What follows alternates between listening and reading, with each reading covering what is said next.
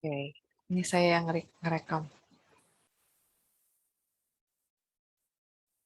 Ya, kita mulai.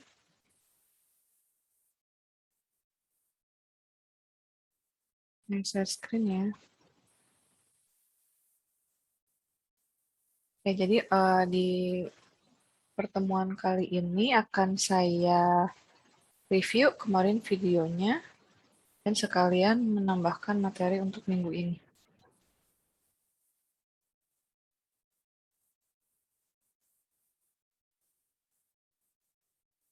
Oke, bentar.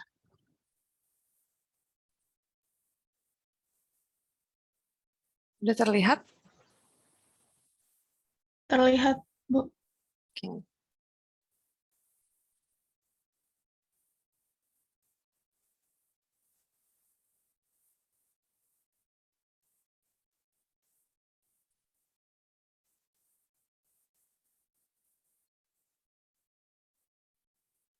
Bismillahirrahmanirrahim. Ya, kali ini kita akan bahas tentang konsep larutan. Oh iya, ingatkan saya nanti di akhir kuliah, saya akan memberikan nilai UTS ya, memberi lihat nilai UTS. Gimana, mau lihat atau enggak? Kalau enggak ya udah nggak usah. Penasaran nggak? Nggak. Penasaran, Bu. Sekarang Oh, Bu, oke. Mau lihat, Ibu. Oke, nanti di akhir aja ya, biar kalian nggak ke distract sama nilai. Ingatkan saya nanti ya, kalau sudah penutupan eh, penjelasan. Oke, konsep larutan. Nah, nanti yang akan kita bahas adalah tentang definisi dari larutan, konsentrasi, larutan, sifat koligatif, tentang koloid. Kemudian yang teori asam basa, kemarin kan ada di video ya, sekilas tentang teori asam basa. Kemudian akan membahas tentang kesetimbangan asam basa, kekuatan asam basa, dan larutan buffer. Nah, apa sih larutan? Larutan itu adalah campuran homogen dari dua atau lebih zat. Homogen itu artinya apa? Tidak terkonsentrasi ya. Jadi dia menyebar di dalam larutan secara merata. Jadi tidak ada yang menggumpal. Jadi semua homogen itu terkonsentrasi, tidak terkonsentrasi. Jadi menyebar. Kemudian zat terlarut. Nah, jadi di larutan itu ada dua. Ada dua zat. Ada zat terlarut, ada pelarut. Kalau zat terlarut itu zatnya yang biasanya jumlahnya lebih kecil. Kemudian untuk pelarut adalah zat yang biasanya jumlahnya lebih besar. Kemudian pelarut itu adalah media untuk melarutkan. Dia adalah komponen terbesar dari larutan. Tadi ya sudah dibilang bahwa jumlahnya lebih besar dibandingkan zat terlarut. Kemudian larutan itu kalau saya ambil dari buku kimia bahasa Inggris ya, jadi dikatakan bahwa solution, jadi larutan itu bahasa Inggrisnya solutions, may dalam bentuknya gas, solid, atau liquid. Nah, yang akan kita bahas adalah larutan, di mana larutan ini eh, yang mengandung zat larut bisa dari awalnya cairan atau padatan, dan pelarutnya adalah air. Kemudian untuk larutan ini sifat kimianya tetap, sedangkan sifat fisikanya bisa tetap atau berubah. Contoh nih, kayak misalkan kalau di video, kalian nonton video, kalau etanol atau alkohol ditambahkan air, itu sifat kimia dan fisikanya tetap dalam bentuk larutan. Kecuali kalau misalkan NaCl atau garam dapur, kalian larutkan ke dalam air, sifat fisikanya kan tadinya NaCl atau garam dapur itu kan tadinya padatan ya. Kemudian setelah dimasukkan ke dalam air, zat larutnya adalah NaCl, pelarutnya adalah air, sifat kimianya tetap, akan tetapi sifat fisiknya berubah. Tadinya kan NaCl adalah padatan menjadi larut ya, dan menjadi ion-ion di dalam larutan tersebut gitu. Makanya kenapa sifat fisikanya bisa tetap atau berubah, sedangkan sifat kimianya tetap. Dan ini ada kita bahas tentang konsentrasi larutan. Jadi kalau kita berbicara tentang perbandingan jumlah zat larut terhadap pelarut, itu kita sebut konsentrasi ya. Konsentrasi. Nah, konsentrasi larutan ini atau kadar ya, biasanya kalau nggak konsentrasi disebutnya kadar. Jadi untuk menyebutkan komposisi suatu larutan itu bisa menyebutkannya konsentrasi atau kadar. Nah, bisa dinyatakan dalam persen B per B itu berat per berat atau berat per volume. Ini ada sebenarnya volume per volume ya. Persen volume per volume. Ada molaritas yang dinyatakan dalam simbol M kapital. Kemudian ada normalitas atau N kapital. Ada fraksi mol atau simbolnya X biasanya. Kemudian ada molalitas dalam simbol M kecil. Nah, bisa dilihat di gambar ujung sini. Yang biru itu ceritanya adalah zat terlarut. Sedangkan yang kelihatan nggak ada biru mudanya nih. Ini adalah pelarutnya atau media yang melarutkan zat terlarut. Ini aslinya nggak kayak gini ya, namanya larutan pasti bergabung gitu ya, nggak kelihatan bulat-bulatnya. Cuman ini anggapannya seperti ini. Nah, semakin banyak zat terlarut yang dilarutkan ke dalam pelarut, itu semakin tinggi kadar atau konsentrasinya seperti ini. Yang ini paling kecil kadarnya, kemudian ini lebih besar dari yang kiri, yang kanan itu paling tinggi kadar atau konsentrasinya. Kemarin sama Ibu Siva sudah belajar tentang kadar belum? Hitung kadar persen berat, persen volume, persen berat per volume, ada ppm. Oh ya tadi belum ada ppm ya di sini. Udah ini belum? Belajar belum? Tentang stoikiometri ya di praktikum apa ya? Di kuliah? Udah, Ibu. Udah, Bu. Udah. Jadi saya perlu mencontohkan lagi nggak nih? Kira-kira. Kalau udah sepertinya sudah banyak contoh perhitungan ya. Nah, persen berat, persen yang tadi saya katakan persen B per B itu adalah persen berat, itu adalah persen berat zat terlarut dalam gram per total larutan dalam gram. Kalau kalian lihat videonya, saya contohkan aja satu ya, biar kalian sekalian review. Nah, hmm,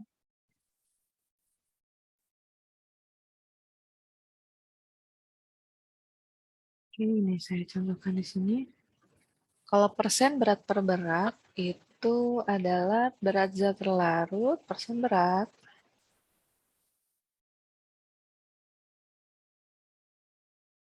Kelihatan nggak catatan saya?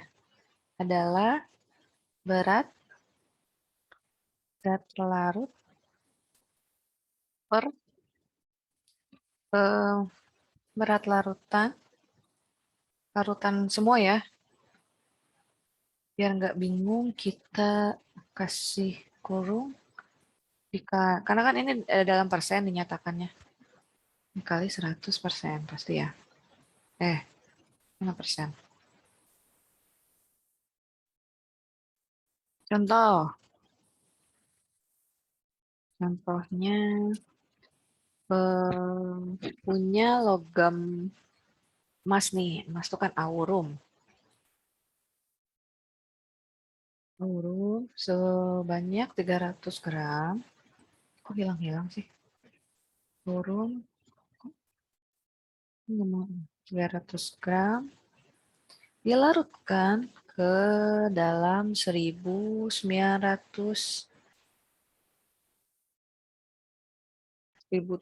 aja deh, 1.700 gram pelarut. Ini kelihatan kan yang saya catat?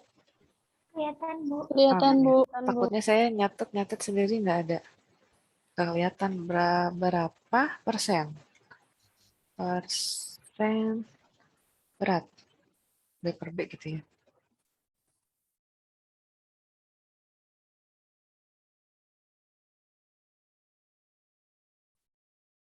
Hmm. Nah, jawabannya adalah persen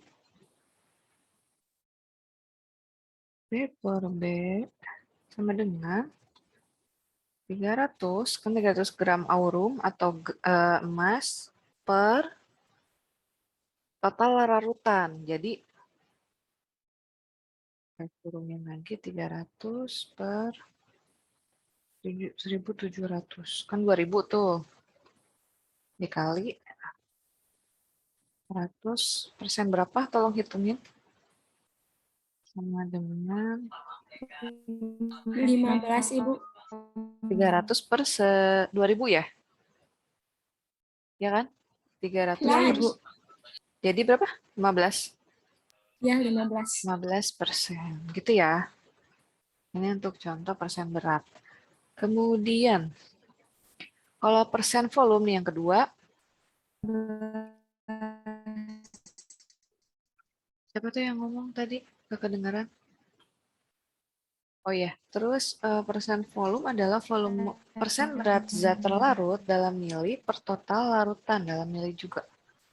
Saya contohkan, ini sesuai yang di ini ya, video.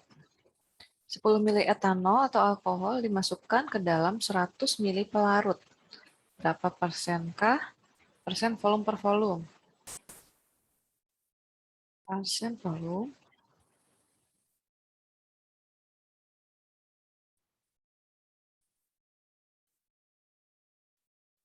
sama dengan volume.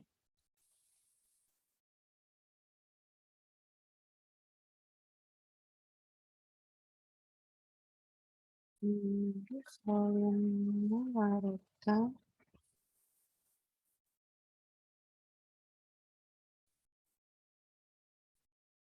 dikali 100% gitu ya rumusnya. Ada dolarnya sih.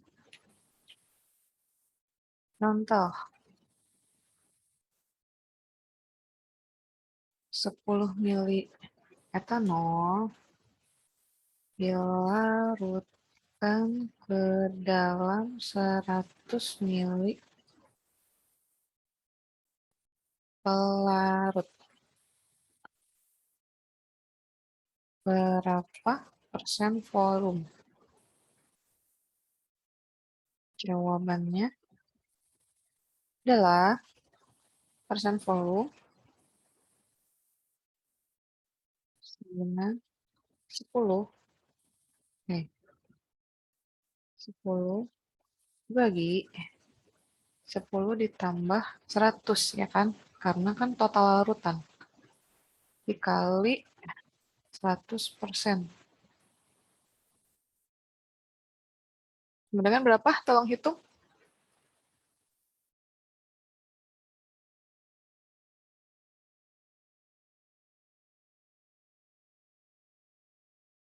Ada yang menghitung nggak? 9, Bu. 9, berapa? 9,09. Oke, 9,09% volume. Gitu ya. Nah, untuk persen berat per volume, ini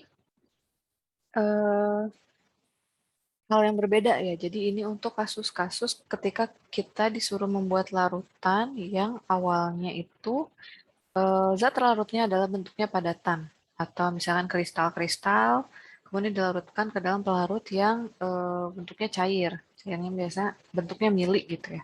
Ini biasa lebih mudah. Nah, nanti kalian PR buat kalian, tolong cari contoh soal yang persen berat per volume ya. Berat per volume sama kayak kelas B, saya juga menugaskannya ini. Tidak akan saya tagih sih, cuman takutnya kan nanti keluar bisa aja kan nanti keluar di ujian ya, di UAS. Kemudian ini yang bagian per juta atau ppm ada ya contohnya di video. Saya akan contohkan sesuai yang di ini ya, sesuai yang di video. ppm sama dengan kadar zat terlarut. Jadi kita harus tahu dulu kadarnya. Per kadar larut.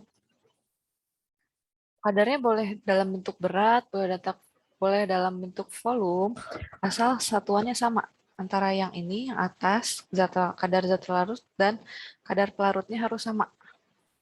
Kalau misalnya yang kadar zat terlarutnya dalam bentuk eh, persen berat, bawahnya juga harus dalam persen berat.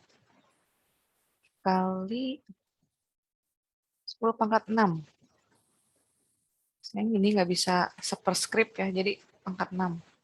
10 pangkat 6 kan juta ya. ppm sama dengan, nah contoh nih. 100 liter air kaporit 75 miligram 100 liter air kolam ditambahkan kaporit 75 miligram. 100 mili air kolam ini kan sama dengan, karena kan massa jenis air itu kan 1 gram per mili ya, sama. Jadi mau liter mau kilogram itu sama. Jadi sama dengan 10 kilogram sama dengan 10, kalau di dalam gramin, di kegramin, 100.000 gram. Kaporit itu 75 mg sama dengan 0,075 gram. ppm-nya adalah 0,075 dibagi kali 10 pangkat 6. Ini saya nggak bisa pangkatin ya, biarin. Berapa hasilnya? 0,75 ppm. Gitu ya. Ini contohnya. Ini warnanya pink. Oke, kelihatan nggak nih? Ya.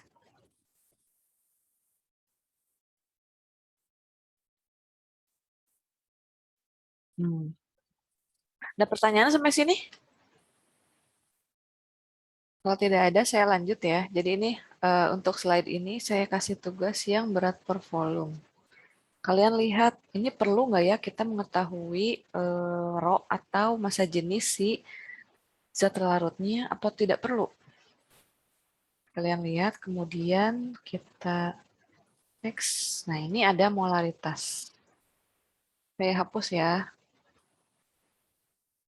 drawingnya. Nah, molaritas adalah jumlah mol zat larut dalam 1 liter larutan. Nah, kalau dituliskan M sama dengan mol zat larut. Mol itu apa? Ingat kalian? N.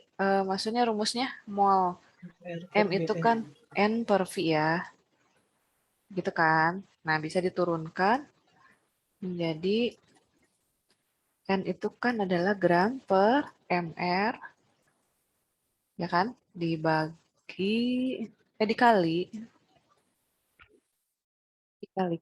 karena kan ini bentuknya harus 1 liter dalam 1 liter larutan.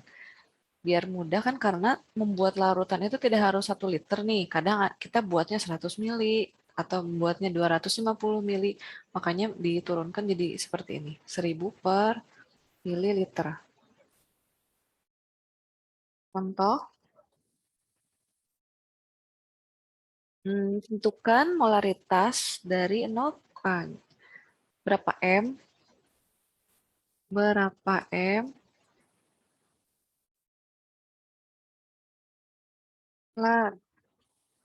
larutan, kok nggak ada, larutan dari 5,85 gram NaCl dalam 500 mili air.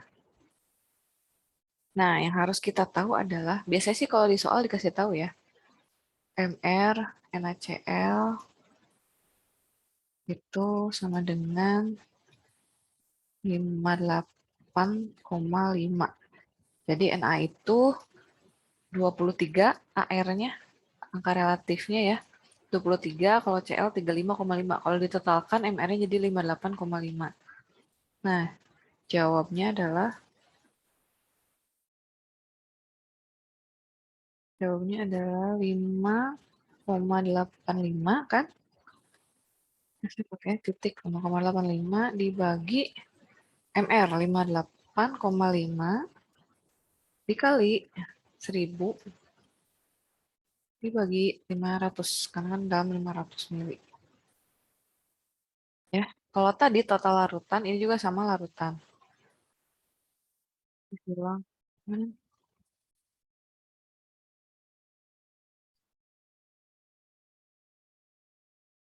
yes. Ini tolong dihitung dong. Iya. 0,2 Ibu. Ya, 0,2. 0,2 oh 0,2 M ya. Ini saya nggak bisa klik lagi nih si ininya. 0,2 M. Sini deh di bawahnya. M sama dengan 0,2. Oke. Terus ada juga biasanya soal-soal dari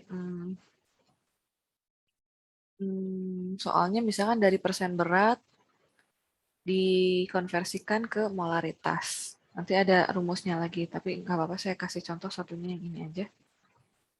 Kemudian kalau molalitas adalah jumlah mol zat terlarut dalam 1 kg pelarut.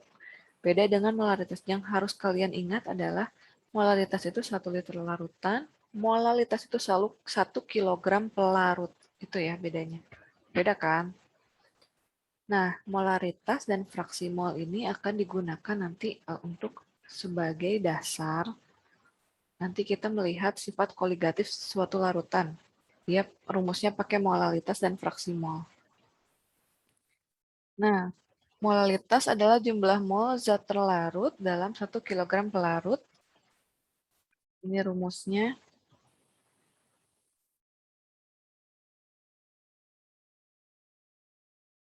Ini yang belum warnanya coklat ya. M kecil nih ya, sama dengan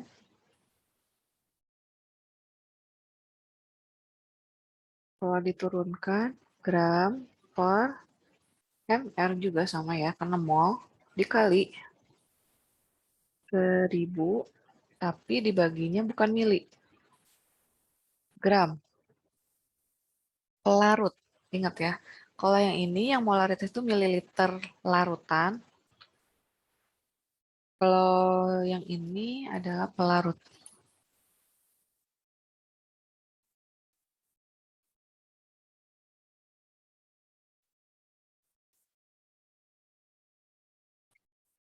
Contoh, contoh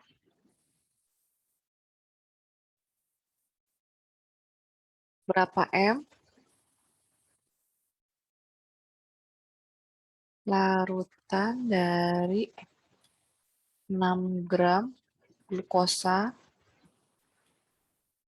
dilarutkan ke dalam 100 gram air. Jawab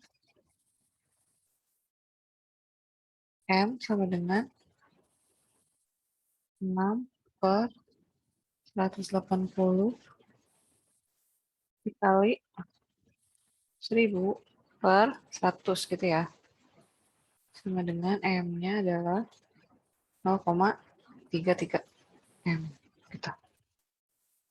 Pertanyaan sampai sini? Nah, kalau fraksi mol adalah perbandingan jumlah mol suatu zat terhadap jumlah mol total zat-zat dalam larutan. Rumusnya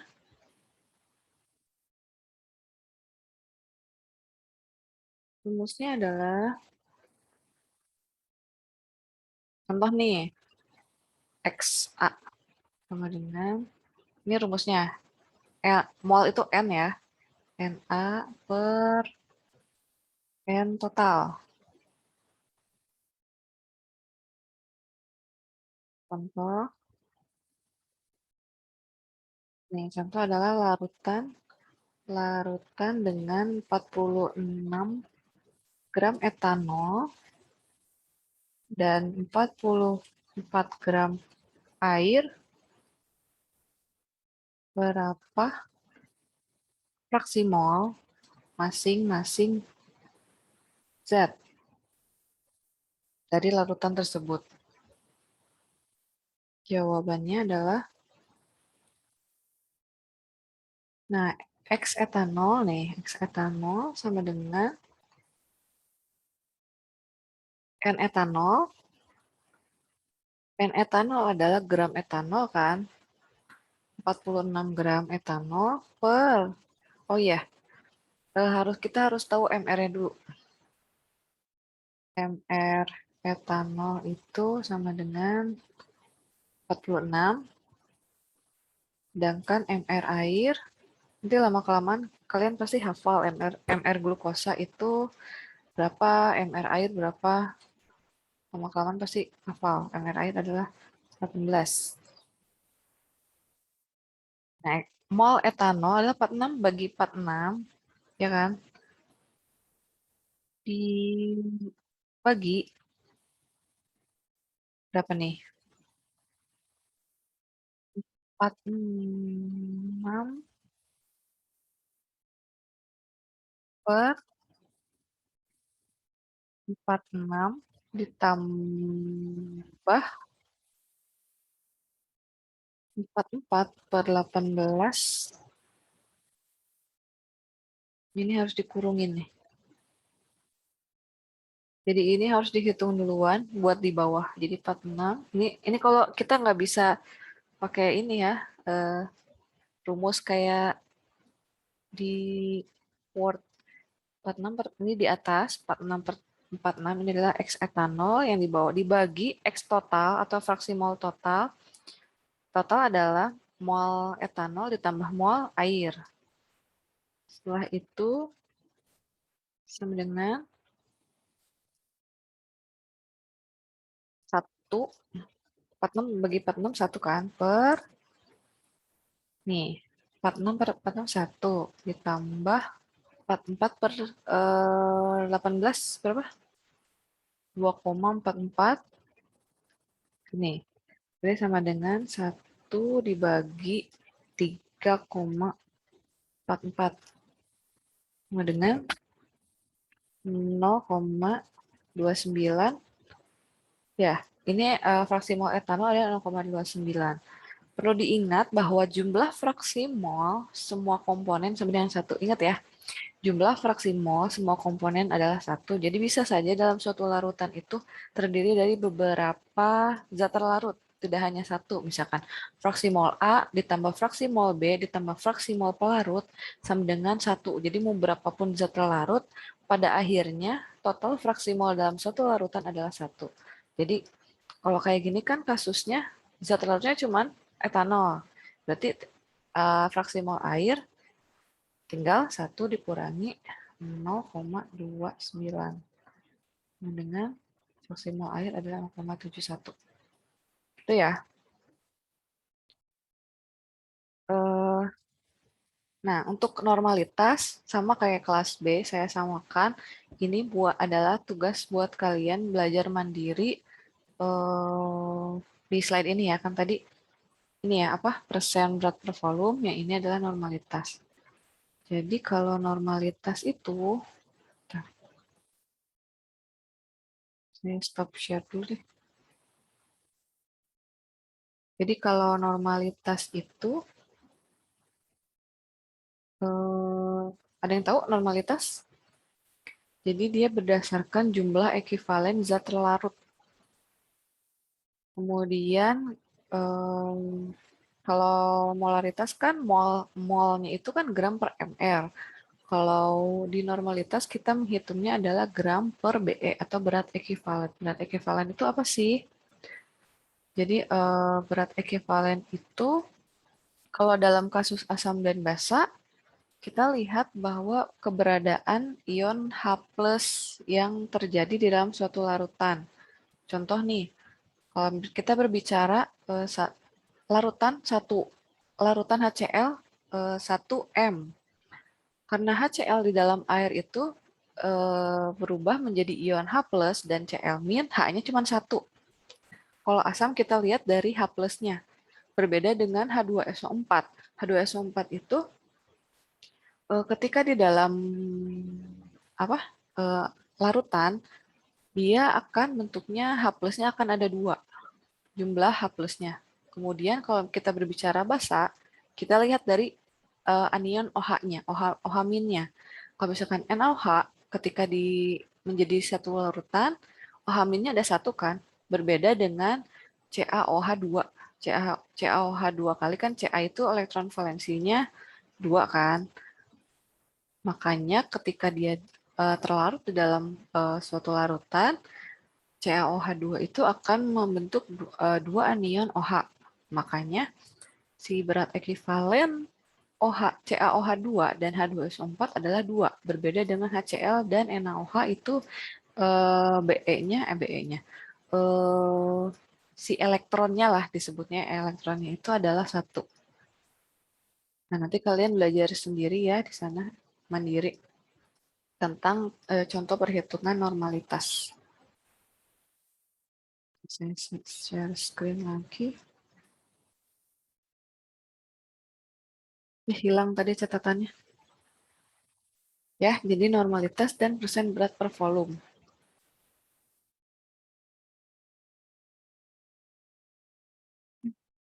Kelihatan nggak ini?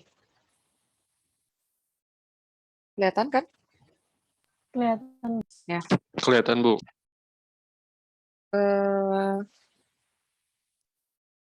Kita ke sifat koligatif larutan. Seperti kita lihat di peristiwa-peristiwa di bumi ya, di bumi, kalau misalkan salju, di beberapa negara yang bersalju, itu jalanan suka diberikan garam-garam agar tidak membeku jalannya. Kemudian kenapa sih gitu harus ditaburi garam? Kemudian kalian ketika masak sayur, jangan sayur deh. Contoh aja masak mie instan kalian nih. Nah, masak mie instan, ketika air sudah mendidih, dimasukkan mie, langsung nggak mendidih lagi kan, kayak hilang si mendidihnya. Kenapa seperti itu gitu kan? Nah, pada pelarut murni, ini bisa dilihat. Contoh nih kalian ketika mendidihkan air, itu kan pasti ada yang volatile ya. Jadi ada yang menguap, kemudian ketika ditutup ada yang terkondensasi sehingga menetes lagi menjadi uap air, uap air. Jadi cair, turun lagi ke bawah gitu ya. Ada yang naik dan turun. Nah, keseimbangan antara yang menguap dan yang turun ini disebut adalah tekanan uap jenuh namanya. Nah, hal yang berbeda terjadi ketika ditambahkan zat terlarut. Zat terlarut itu biasanya sifatnya sulit menguap. Nah, zat-zat terlarut ini menghalangi si pelarut murni untuk menguap, sehingga yang menguap itu lebih sedikit. Dan akhirnya akan merubah si tekanan uap jenuhnya. Nah, sifat koligatif ini yang apa sih sifat koligatif? Adalah sifat yang hanya bergantung pada jumlah partikel zat larut dalam larutan, bukan pada sifat partikel zat larut. Jadi kan namanya bahan kimia, zat kimia yang bisa terlarut dalam larutan apapun, dia memiliki sifat kimia tersendiri kan. Nah, tapi sifat koligatif itu adalah sifat yang bergantungnya dari jumlah partikel zat larut. Jadi semakin banyak si zat larut dalam suatu larutan, dia akan semakin mempengaruhi sifat koligatif di dalam larutan itu. Nah,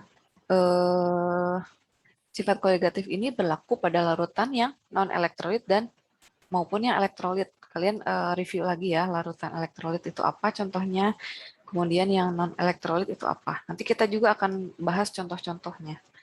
Nah, sifat koligatif larutan ini ada 4. Ada penurunan tekanan uap, ada kenaikan titik didih, ada penurunan titik beku, ada tekanan osmotik. Nah, ini adalah contohnya. Ini pure water, ini pelarut murni ya. Nah, lihat ada yang naik, ada yang turun, ini kayak sama gitu ya, dan kesetimbangan itu disebut tekanan uap jenuh. Nah, ketika ada zat larut, beda gitu ya, berubah. Penurunan titik uap adalah delta P ya, disebutnya. Kalau kenaikan titik didih delta TB. Kenapa B ini bahasa Inggrisnya mungkin boiling kali ya. Kemudian penurunan titik beku TF freeze gitu ya. Kemudian tekanan osmotik itu P. Nah, yang pertama adalah penurunan tekanan uap. Em,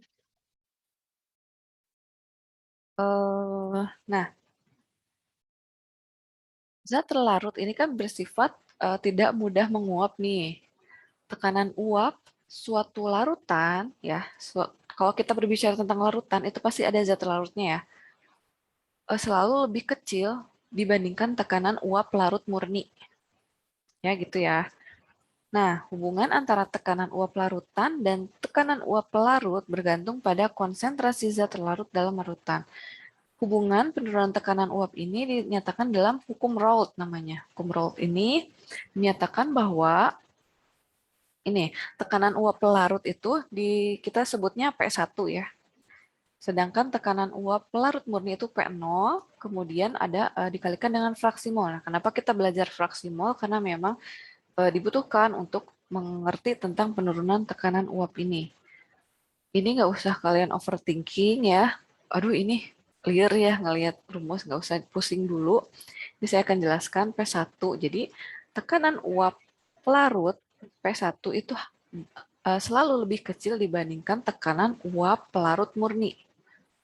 Nah, karena ada yang lebih kecil, pasti ada selisih kan, namanya selisih itu disebutnya delta. Nah, penurunan tekanan uap ini adalah tekanan uap larut murni dikurangi tekanan uap larutan. Kemudian tekanan uap larutan ini adalah fraksi mol si larutan dikalikan dengan tekanan uap ini teh larut murni. Nah, delta P juga bisa diturunkan lagi seperti ini. Tekanan delta P adalah tekanan uap pelarut murni dikalikan fraksi mol. Fraksi mol ini kan mol zat terlarut dibagi mol total dari pelarut dan zat terlarut. Nah, penurunan tekanan uap atau delta P berbanding lurus dengan konsentrasi zat terlarut.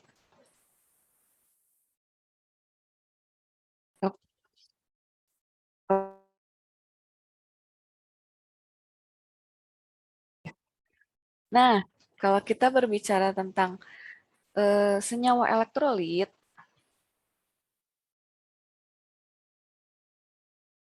nih, nah etanol ini kan apa larutan yang tidak memiliki bukan elektrolit ya, nggak punya no conductivity. KCl ini adalah elektrolit kuat, sedangkan asam asetat itu adalah contoh dari elektrolit lemah. Bisa dilihat nih yang nggak ada yang bukan elektrolit atau no conductivity, dia tidak menjadi suatu apa kation dan anion di dalam suatu larutan. Sedangkan KCl semuanya eh, terionisasi di dalam larutan. Ada yang positif, ada yang negatif. Berbeda dengan asam asetat yang merupakan elektrolit lemah, ada beberapa zat yang tidak terionisasi. Nah, hal-hal ini adalah yang menyebabkan derajat ionisasi. Derajat ionisasi elektrolit kuat adalah alfa sama dengan 1 atau terionisasi sempurna. Kalau elektrolit lemah ini antara 0 dan 1 atau terionisasi sebagian, sedangkan yang non-elektrolit adalah tidak terionisasi. Nah, semakin elektrolit suatu zat, maka semakin banyak partikel zat yang akan menghalangi air untuk menguap. Sehingga tekanan uap jenuh semakin rendah. Jadi nanti kayaknya yang akan saya tanyakan di ujian adalah kalian mengerti, paham dulu aja ini nanti urutannya. Atau mungkin kayak gininya nih, makanya kenapa saya dicurekin dan dimiringin ya. Jadi kalian asal mengerti, oh semakin elektrolit berarti dia semakin menghalangi nih air untuk menguap. Kemudian tekanan uapnya semakin rendah gitu. Makanya nanti kalau ada di soal nih, ada larutan KCl, etanol, dan asam asetat mana yang memiliki tekanan uap jenuh yang paling rendah gitu kan. Kalian bisa jawab kan? Nah, untuk yang larutan elektrolit ini, oh nih yang tadi ini nih, sebentar. Yang tadi ini adalah persamaan untuk larutan non elektrolit, sedangkan yang ini untuk larutan elektrolit. Untuk larutan elektrolit harus dikalikan dengan faktor Van Hoff. Ditulis dengan I sama dengan I ditambah derajat ionisasi N-1 gitu. N adalah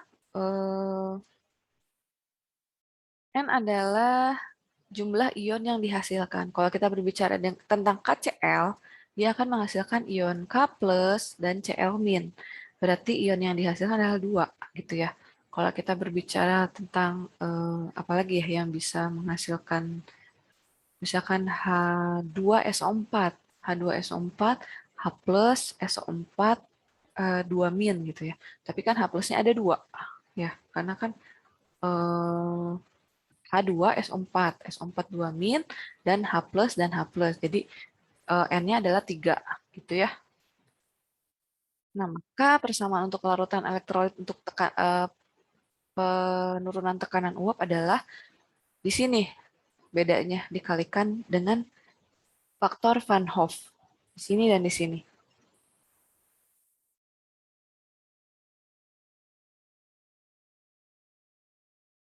Nah, gitu ya. Nah, jika diurutkan, tekanan uap jenuh yang paling besar dari kiri ya ke kanan adalah, jadi laut murni paling besar, tekanan uap jenuhnya, kemudian disusul oleh non-elektrolit, kemudian larutan elektrolit lemah, paling kecil adalah larutan elektrolit kuat, karena tadi ya sifat yang ini nih. Nah, ini yang pasti kayaknya akan keluar di ujian. Yang penting kalian paham aja deh. Itu ya. Kemudian yang kedua adalah peningkatan titik didih. Kalau misalkan kalian masak air nih ya, air itu pasti titik didihnya misalkan 100. Berbeda dengan kalian memasak air yang sudah air sop nih. Air sop yang sudah isinya ada sayuran, kemudian ada diberi garam, pasti dia titik didihnya lebih tinggi dibandingkan larut murni atau si air yang kalian didihkan gitu ya. Dan kalau kalian lihat videonya, bahwa dikatakan air itu mendidih, titik didih air adalah 100 derajat, padahal tidak selalu seperti itu. Kalau kalian memanaskan air di pesisir pantai, dibandingkan dengan kalian memanaskan air di gunung ya, itu beda. Jadi di gunung biasanya titik didihnya lebih rendah gitu ya. Kenapa? Nah, kenapa sih air yang kita panaskan itu pada air yang mendidih itu kenapa gitu kan? Itu adalah ketika suhu di mana tekanan uapnya sama dengan tekanan atmosfer. Jadi di atmosfer ada tekanan uapnya di dalam si airnya gitu ya. Nah, ketika mencapai suatu sama gitu ya suhunya, maka akan mendidih gitu. Makanya kalau terus-teruskan dipanaskan ada yang menguap gitu ya. Nah, karena keberadaan zat larut tidak mudah menguap, menurunkan tekanan uap larutan harusnya juga mempengaruhi titik didih larutan. Jadi karena dia menurunkan, nah titik didih kan karena berdasarkan tekanan uap nih. Ketika dia tekanan uapnya turun tadi di awal, pasti dia titik didihnya juga berpengaruh kan. Nah, tadi semakin tinggi suatu tempat, tekanan atmosfer semakin rendah. Larutan yang mengandung zat larut membutuhkan energi kalor lebih besar untuk mencapai titik didih. Nah, gambar di sini bisa dilihat bahwa kalau pelarut murni ini, kurvanya adalah yang ini ya, bukan yang putus-putus, yang solid. Maksudnya yang solid. Yang garis panjang ini. Jadi rentangnya dia lebih kecil. Ketika di tambangan zat terlarut, dia rentangnya lebih panjang. Karena boiling point atau titik didihnya itu meningkat, sedangkan titik bekunya menurun. Tuh. Nah, titik didih ini digambarkan adalah delta TB adalah TB ini adalah titik didih eh, titik didih larutan dikurangi titik didih pelarut murni. Karena kan yang larutan lebih tinggi. Karena kan besarannya harus positif, jadi tekanan ininya, titik didih yang larutannya terus V duluan. Karena titik didih larutan lebih tinggi dibandingkan titik didih pelarut murni. Nah, karena ada larutan elektrolit dan non-elektrolit, sehingga persamaannya sebenarnya sama, tapi tetap kalau yang larutan elektrolit ditambahkan, dikalikan dengan faktor Van Hoff. Nah, apa sih KB ini? Jadi, delta TB adalah penurunan titik didih. Penurunan titik didih ini adalah tetapan kenaikan titik didih. Jadi ada tetapannya ini, ada standarnya, ada tetapannya. Nah, biasanya di soal ketahuan sih dikasih tahu. Kemudian dikalikan molalitas dari larutan gitu ya. Molalitas dari zat terlarut berarti zat terlarut. Kemudian yang larut juga sama, hanya saja dikalikan dengan faktor Van Hoff. Kemudian setelah delta TB ditemukan atau sudah diketahui, kita akan melihat titik didih si larutan akhirnya. Larutan akhir adalah merupakan delta TB ditambah titik didih si pelarut murni. Gitu. Atau bisa saja soalnya ditukar dulu, yang diketahui itu adalah si titik didih larutannya. Kita harus tahu penurunannya berapa gitu kan. Atau kita harus tahu misalkan molalitas atau zat larutnya berapa gitu kan, bisa aja. Kemudian yang ketiga adalah penurunan titik beku. Sama dengan peningkatan titik didih ya, hanya saja kalau titik beku dia menurun. Sehingga delta TF adalah karena TF0 atau titik beku si pelarut murni itu lebih tinggi dibandingkan titik beku larutan, maka titik beku pelarut murni dikurangi oleh titik beku larutan. Ini sama aja sih, cuma dia KFM.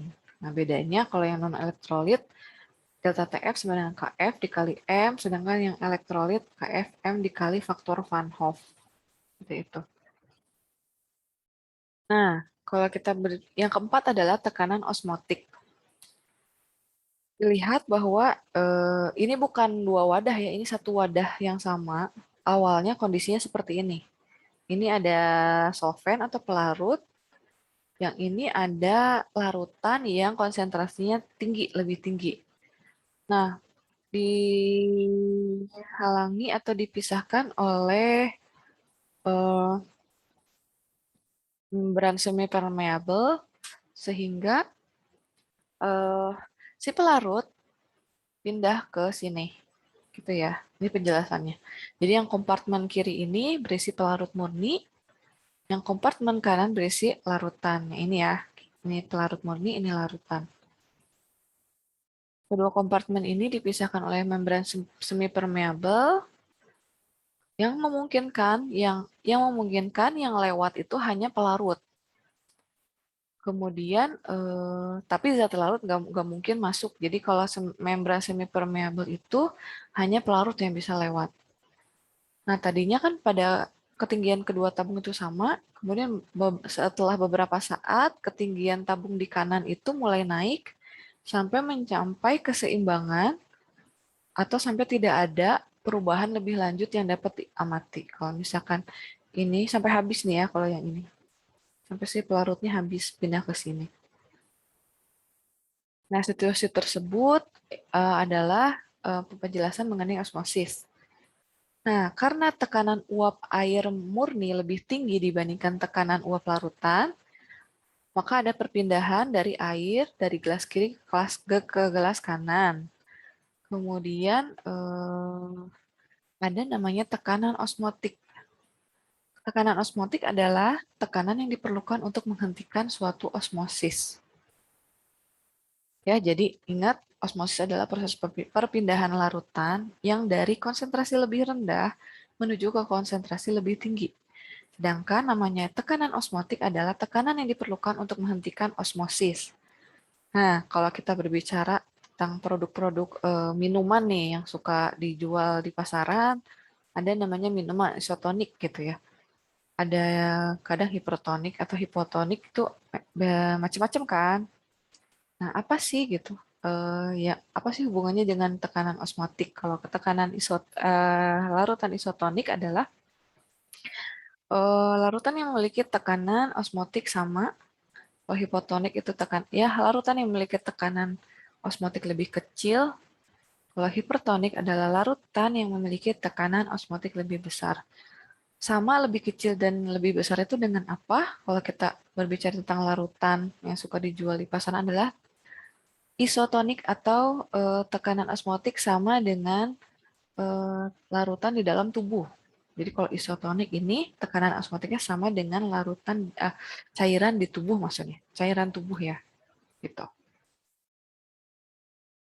Nah, kemudian koloid, untuk koloid ini berbeda dengan larutan. Kalau tadi kan larutan adalah campuran homogen, ya, yang sama gitu ya, homogen. Kemudian kalau koloid adalah dispersi partikel, yang di mana zat-zat larutnya itu tidak terlalu homogen.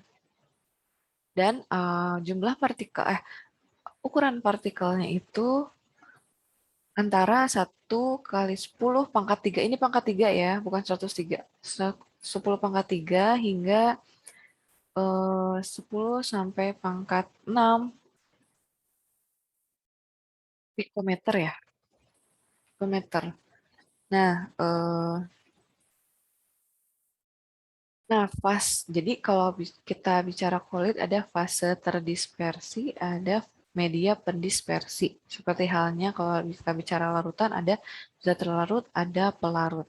Fase terdispersi adalah zat yang eh, ditambahkan ke media pendispersi. Nah, fase terdispersi ini dan medium pendispersinya bisa berupa gas, cairan, padatan, atau kombinasi. Contoh nih, nah dispersing medium ada dispersed phase ini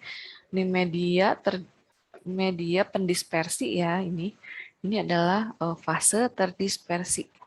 Contoh nih aerosol, asap, kemudian foam, busa, ada emulsi seperti mayones, kemudian ada sol namanya ya, susu magnesium, kemudian ada foam, gel, itu merupakan bentuk-bentuk dari koloid dan media pendispersi dan fase terdispersinya itu berbeda-beda.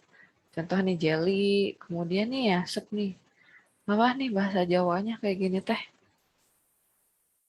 Wedus. Ya, kalau ini sedang aktif gitu ya.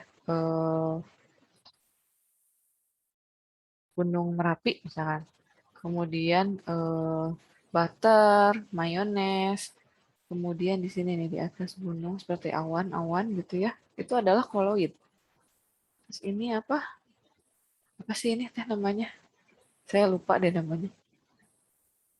Nama ini foam ya, whipped cream biasanya.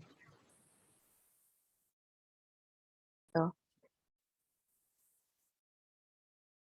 Nah, koloid juga ada yang hidrofilik dan ada hidrofobik. Nah, kalian baca sendiri ya, hidrofilik itu yang suka air, kalau hidrofobik, kita fobia ya, jadi takut air. Nah, ini penting di dalam tubuh juga. Contoh nih, contoh adalah kalau yang hidrofilik adalah the surface of a large molecule such as protein stabilize the molecule in water. Nah, ini jadi protein yang punya grup-grup hidrofiliknya, yang ini nih, larut air ya. Dia bentuknya adalah koloid. Kemudian ini sodium stearat molekul nih. Sodium stearat, the simplified representation of the molecule that shows a hydrophilic head. Nih, hydrophilic dia bentuknya hydrophilic and the hydrophobic tail. Kayak misalnya kita berbicara tentang membran sel kan ada fosfolipid bilayer tuh. Fosfolipid bilayer, ada yang kepalanya hidrofilik atau hidrofobik nih. Kepalanya biasanya hidrofilik dan kemudian ada tailnya hidrofobik seperti itu. Kalau ini kan satu layer nih. Kalau phospholipid bilayer ini ada dua kayak gini tapi saling berhadapan berbeda itu. Hidrofilik, hidrofobik, dan hidrofilik seperti itu.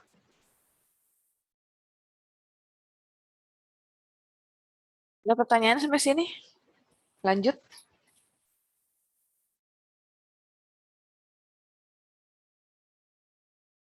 Oke, kita lanjut ya ke teori asam basa. Ini ada yang ngechat. Kenapa ini? Oh,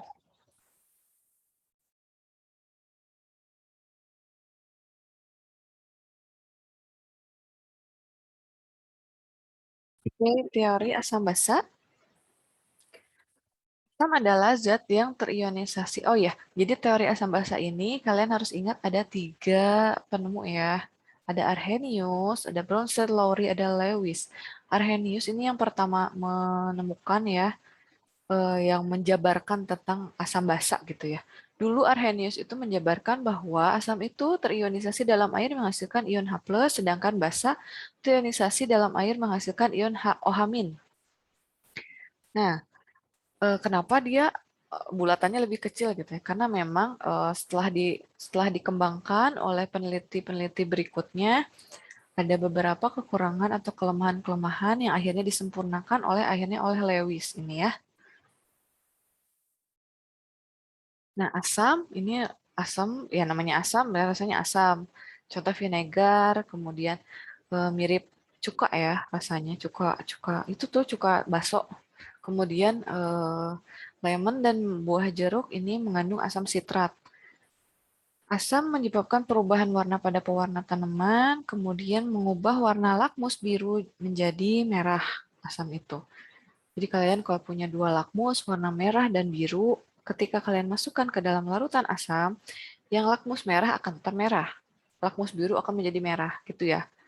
Kemudian asam bereaksi dengan logam tertentu seperti seng dan lain-lain, menghasilkan gas hidrogen. Sedangkan kalau basa memiliki rasa pahit, eh, licin, kemudian kayak sabun gitu ya. Kemudian mengandung basa menunjukkan sifat ini. Ketika ada kalian punya lakmus merah dan biru dimasukkan ke larutan basa, lakmus biru akan tetap biru, lakmus merah akan menjadi biru. Nah, larutan basa berair menghantarkan listrik. Nah, kemudian asam arrhenius ini ada kelemahan. Kelemahannya adalah arrhenius tidak bisa mengidentifikasi NH3 atau amoniak ya. Amoniak dia tidak bisa mengidentifikasi bahwa NH3 itu basa. Padahal NH3 ketika dimasukkan ke dalam air, dia akan menghasilkan OH- gitu ya. Padahal NH3 kan nggak ada OH-nya kan tadinya. Nah itu kelemahannya. Jadi dan juga Arrhenius itu hanya terbatas pada pelarutnya air. Itu ya. Jadi padahal ada pelarut-pelarut lain yang digunakan sebagai media pelarut gitu selain air. Itu Arrhenius. Kemudian apa? Disempurnakan, dilengkapi oleh asam basa Bronsted-Lowry pada tahun 1932. Jadi kalau Bronsted-Lowry ini dia versinya adalah kalau asam itu adalah donor proton. Proton itu H plusnya maksudnya ya. Bronsted basanya adalah akseptor proton. Kemudian dilihat di sini. Ketika H2O ditambah NH3, nah H2O kan asam, NH3 itu kan basa. Nah, H2O ini memberikan proton ke NH3 dan NH3 ini menerima proton kan berarti gitu. Nah, hanya saja masih ada kelemahan di Bronsted-Lowry ini. Jadi sebenarnya ini kan apa ya? Konsepnya proton dan donor dan akseptor proton. Sedangkan ada beberapa pelarut yang tidak bisa menerima atau mendonorkan proton. Contohnya benzena dan dioksan. Nah, jadi kelemahannya di situ. Kemudian tidak bisa menjelaskan reaksi beberapa reaksi oksida asam dan oksida basa dalam pembentukan garam. Kalau kalian flashback lagi, mungkin pelajaran SMA gimana sih cara pembentukan garam gitu ya. Kayak misalkan NaCl itu dibentuknya dari apa sih? Contoh dari HCl dan apa gitu kan ya. Kenapa bisa jadi garam? Nah, itu belum bisa dijelaskan di Bronsted-Lowry. Nah, asam basa Bronsted-Lowry ini disempurnakan lagi oleh Lewis. Ada, jadi istilahnya kalau Bronsted-Lowry itu konsepnya adalah proton. Jadi yang pindah-pindah itu adalah proton. Nah, Lewis itu lebih sempurna adalah bahwa asam adalah akseptor elektron dan basa adalah donor elektron. Gitu ya. Kalian jangan kebalik-balik mana yang menerima, mana yang memberi gitu ya. Mana yang menerima, mana yang memberi. Ini kan kebalik nih. Tadinya kan asam dia memberikan. Asam itu memberikan proton. Sedangkan kalau di Lewis, asam itu menerima elektron gitu ya. Jadi kebalikannya gitu ya. Nah, sehingga asam dan basa Lewis ini membentuk suatu ikatan kovalen koordinat. Kalau kalian flashback lagi ke mata ke materi UTS saya tentang ikatan kovalen ya. Yang kayak gini digambarkannya. Nah, initiation of HCl in water to form the hydronium ion and the chloride ion. Nih, HCl tambah H2O jadi hidronium dan Cl gitu. Si asam ini adalah yang menerima elektron, sedangkan yang ini adalah ada yang menerima dan ada yang mendonorkan elektron. Nah, initiation of ammonia in water to form the ammonium ion and the hydroxide ion. Oke, nah kita berbicara tentang pH. Kita sampai jam berapa sih? Saya takut kelebihan nih. 12.50 ya? Halo? Iya, Ibu. Iya, Ya. Ibu. Oke, kita lanjut ya. Pengukuran keasaman ini dinyatakan oleh pH. pH adalah sebagai logaritma negatif dari konsentrasi ion hidrogen. Gitu ya, pH min log H plus ya, ingatlah kalian ya. Kemudian pH netral adalah 7, kurang dari 7 adalah asam, lebih dari 7 adalah basa ya, itu basic banget. Kemudian saya agak cepat aja ya. Nah, di lab pH diukur dengan pH meter.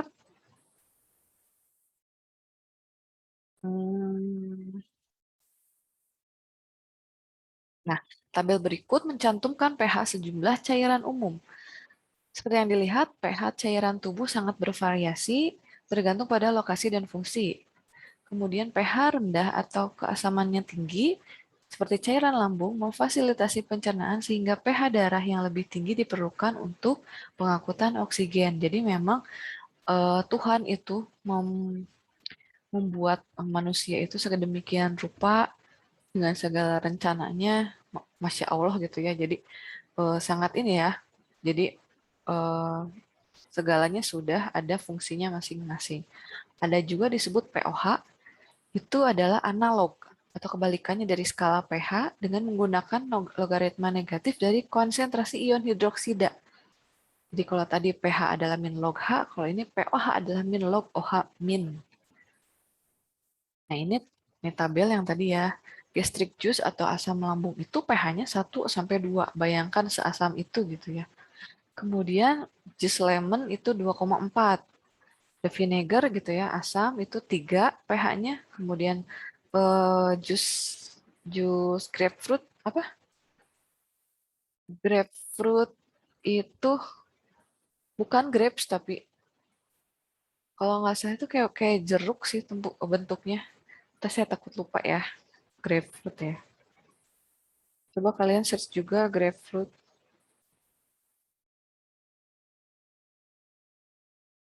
Jeruk limau, Bu. Ya, dia tuh kayak jeruk Bali gitu, grapefruit tuh. yang dalam itu agak merah gitu. Semacam itu. Bentuknya kayak lebih gede gitu, ukurannya lebih kayak jeruk bali, tapi ya gitulah. Kemudian ada orange juice. Urin nih, urin kita tuh bervariasi. Tergantung mungkin konsumsi kita dan dari darah atau gimana, banyak faktor yang mempengaruhi pH urin. Kemudian ada air yang terekspos dengan udara gitu ya. Itu dia lebih pH-nya lebih asam. Kemudian air liur nih saliva ini 64 sampai 6,9 gitu ya. Dan susu itu agak asam ya, tapi masih hampir netral. Kemudian air air murni itu 7 pH-nya. Nah, darah kita juga bervariasi, ada yang 7,3, ada yang 7,45. Kemudian air mata nih. Air mata kalau kalian ada yang nangis nggak sengaja kau makan gitu, agak pahit kali ya. Kemudian ada susu magnesia ini asam. Kemudian ada amonia rumah tangga ini lebih tinggi lagi, 11. Nah, kekuatan asam basa ini, jadi asam dan basa itu ada kekuatannya yang tadi saya bilang berdasarkan sifat uh, elektro apa ya conductivity tadi ya. Ada yang elektrolit lemah, ada yang elektrolit kuat. Jadi ada asam kuat itu elektrolit kuat. Kemudian kalau yang basa kuat itu ya elektrolit kuat juga gitu ya. Kalau basa lemah itu biasanya elektrolitnya yang lemah juga. Kayak CH3COH atau asam asetat itu elektrolit lemah. Jadi disebutnya asam lemah. Nah, sedangkan kalau asam kuat itu contohnya adalah HCl, HNO3, perklorat, dan asam sulfat. Nah, ini juga sama ya kayak tadi contoh-contoh pH. Kalau kalian punya pH, apa sih kertas pH universal yang ada warna-warnanya, ini juga akan beda-beda warnanya nanti. Mudah-mudahan semester depan kita bisa praktikum ya, luring gitu, si biokimia kan semester depan. Karena seru sih, lebih seru luring. Nah, ini bisa dilihat tadi kita flashback lagi ke yang derajat ionisasi. Asam kuat dan basa kuat ini terionisasi sempurna, sedangkan asam dan basa lemah itu tidak terionisasi dengan sempurna. Jadi ada beberapa zat yang tidak terionisasi. Oke. Eh, Nah, sebagian besar asam itu asam lemah, contohnya asam fluorida, CH3COH, kemudian ada ion amonium.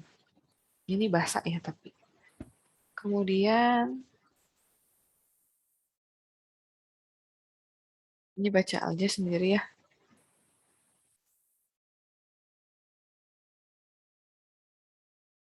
Nah, ini relative strength of conjugate acid base pairs. Jadi di asam ini dan ada asam kuat dan basa kuat. Ada namanya basa konjugasi. Nah, semakin tinggi kekuatan keasaman, si basa konjugasinya semakin menurun. Ya, kenapa dia disebut asam kuat? Karena basa konjugasinya semakin rendah. Jadi, kalau kita sebut ini NH3, oh ini beda beda hal ya, ini beda hal, maaf, maaf, maaf. Ini kita ngomongin basa nih, asam. Semakin ke atas, semakin kuat nih kekuatan keasamannya. Jadi yang paling asam apa? Perklorat ya. Disusul oleh HI, HBr, HCl, H2SO4, HNO3. Nah, kalau yang di bawah, ini semakin ke bawah, kekuatan basa semakin meningkat. Jadi malah basa konjugat perklorat itu semakin paling rendah dan paling tinggi adalah NH2-. Amida, ion amida. Nah, ada namanya kesetimbangan asam basa. Minggu depan yang akan belajar, yang akan mengisi adalah Ibu Fajria ya, tentang kesetimbangan kimia. Jadi chemical equilibrium ya. Kemudian ada namanya kesetimbangan homogen dan kesetimbangan heterogen. Ya, nanti kalian baca sendiri. Kemudian ada juga yang terakhir adalah larutan buffer atau penyangga. Nah, namanya larutan buffer itu adalah terdiri dari larutan asam lemah atau basa lemah beserta garamnya. Ingat ya, ada garamnya. Kedua komponen harus ada. Jadi solusi. Jadi intinya fungsinya itu untuk menahan perubahan pH yang ekstrim ya, sehingga agar lebih stabil pH. Contoh di dalam tubuh nih pH darah itu harus segitu tuh. Caranya adalah ada buffer. Jadi ada sistem buffer di dalam darah kita. Apa sih contohnya nih? Adalah nih yang gambar di bawah adalah ion bikarbonat dan asam karbonat. Asam karbonat. Nah, ini ion bikarbonat bisa aja dia isinya adalah natrium bikarbonat kan karena bentuknya garam ya. Natrium bikarbonat atau apapun itu garam dari asam karbonat. Kemudian dia menjadi suatu penyangga atau buffer di dalam tubuh sehingga eh, cairan di dalam tubuh kita tidak akan melalui suatu proses perubahan pH yang terlalu ekstrim gitu. Nah, makanya ini sangat penting di dalam tubuh. Ada juga contoh CH3COH asam asetat dengan natrium asetat. Natrium asetat itu garam dari asam asetat. Ini juga mempengaruhi kesetimbangan asam basa. Itu ya. Ada pertanyaan sampai sini?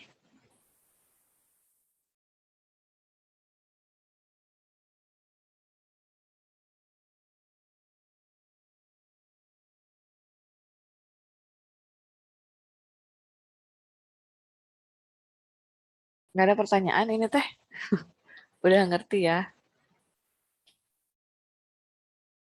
Kenapa sih kalau ada IG kalian banyak nanya, tapi kalau kimia nggak banyak nanya? Apa karena kalian lebih mengerti kimia dibandingkan DIG? Apa saking tidak mengertinya? Padahal kan ini kayak review aja ya, mata kuliah. Review kimia lah. Dan kalian juga jangan, kalau kalian merasa benci sama kimia atau bukan benci ya, nggak suka gitu ya sama mata kuliah kimia, ya wayahna gitu. Gimana ya? Saya mengerti sih, tidak semua orang harus pintar di semua mata kuliah gitu ya. Tapi kan maksudnya kalian sebagai mahasiswa ya wayahna gitu.